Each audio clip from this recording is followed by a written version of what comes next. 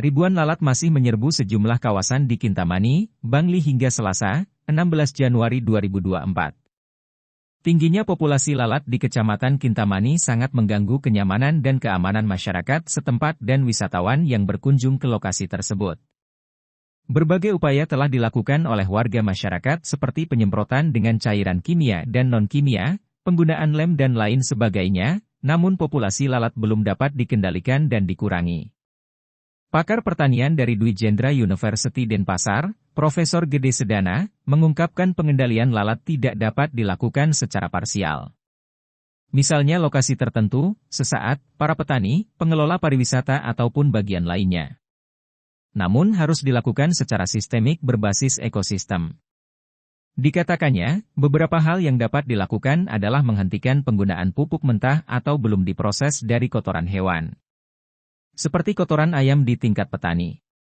Perlu diketahui bahwa kotoran ayam mentah tersebut sejatinya menjadi habitat lalat untuk semakin berkembang biak secara cepat.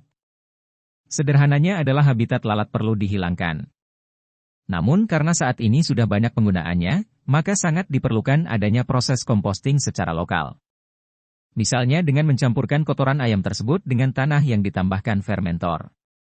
Penggunaan M4 atau sejenisnya dapat dilakukan guna menghindarkan adanya bau busuk yang sangat merangsang lalat untuk datang berkembang biak.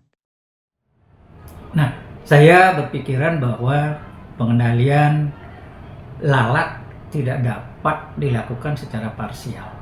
Misalnya, pada lokasi-lokasi tertentu atau titik-titik tertentu saja, kemudian sifatnya hanya hari ini saja, kemudian hanya dilakukan oleh para petani, oleh pengelola pariwisata, atau bagian-bagian yang lainnya, tetapi harus dilakukan secara sistemik, berbasis pada ekosistem.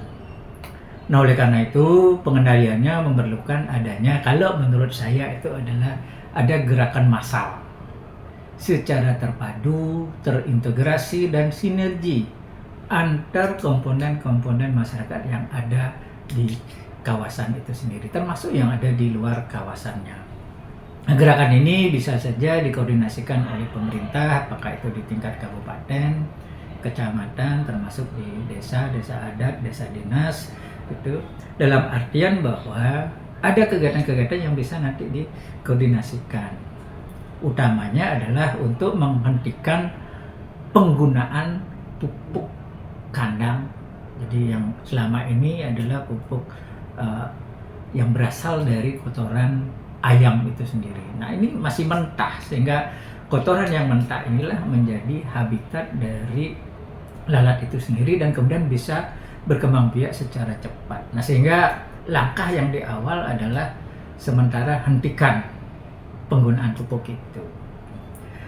Perlu diketahui bahwa kotoran ayam ini sekali lagi dia menjadi tempat, menjadi media, menjadi habitat pada lalat itu sendiri. Sehingga langkah yang dilakukan, kita hilangkan, kita putus rantai kehidupan dari lalat itu sendiri, yaitu dari kotoran ayam itu sendiri. Rektor Dwi Jendra yang meraih profesor di bidang pertanian ini menyarankan perlunya pemurnian lingkungan udara, tanah dan air perlu secara berkelanjutan dilakukan untuk mencegah adanya perkembangbiakan lalat yang tinggi. Pemurnian lingkungan dapat dilakukan dengan penggunaan ekoenzim yang telah membuktikan manfaatnya untuk menjaga lingkungan secara alami. Penggunaan larutan sintetis atau kimia, kata dia, adalah langkah terakhir yang bisa dilakukan guna menghindari kerusakan lingkungan fisik, biologi dan ekologi. Dayu Swasrina dan Sueca melaporkan.